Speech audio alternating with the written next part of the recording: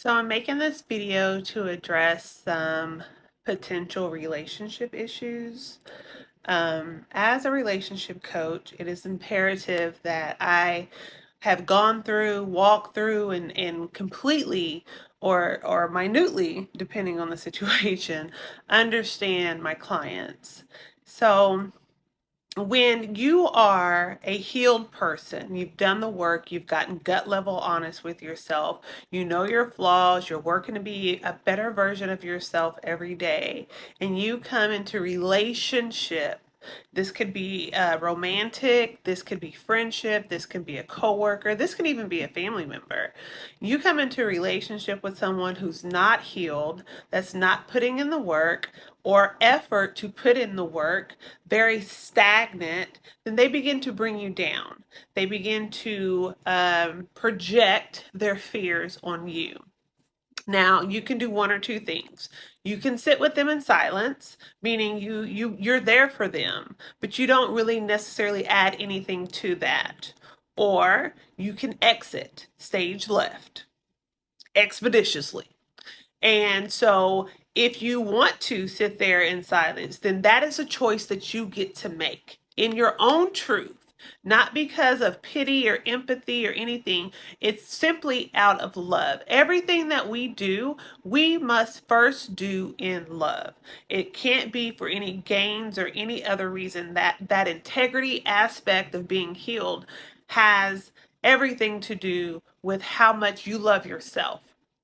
So you love yourself enough to sit with someone else in their brokenness so they can eventually start seeing the light and doing the work, and you're their biggest cheerleader and their number one fan.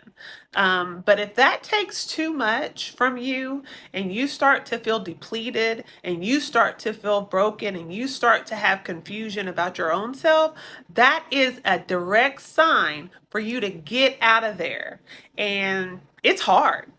It's hard. It's hard to leave someone broken because naturally, women, we want to be nurturers. We want to help. We want to do the things that our mothers and fathers and whoever raised us taught us to do when you skin your knee or whatever the case may be. And men, they sit there and they stay in that thing because they're fixers. They want to fix it. Well, let me be honest with you. It's not your job to fix other people. It's my job, kind of, sort of. But even I have limitations. So we must have healthy boundaries, number one, to get through this thing called life.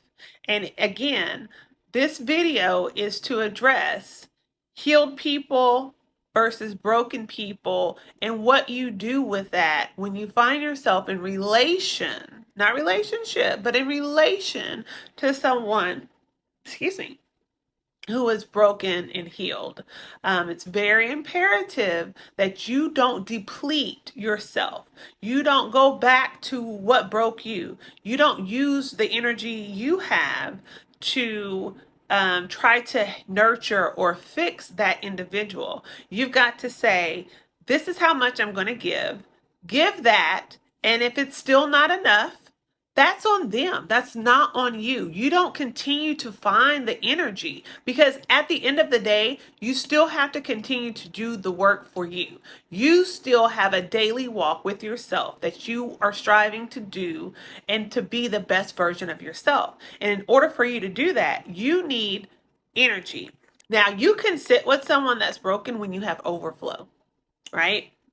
I was born in love. I was raised in love. I love, love, love. So I have an overflow of love. I can be a life strategist. I can be a relationship coach. I can be a moral compass guide. I can do all the things that I do because I overflow. But when my battery gets low, I'm checked out because I no longer am available for Ashley. So remember, when you start not being able to show up for yourself in love, you've got to let some things go. And it's usually the ones that are draining your battery.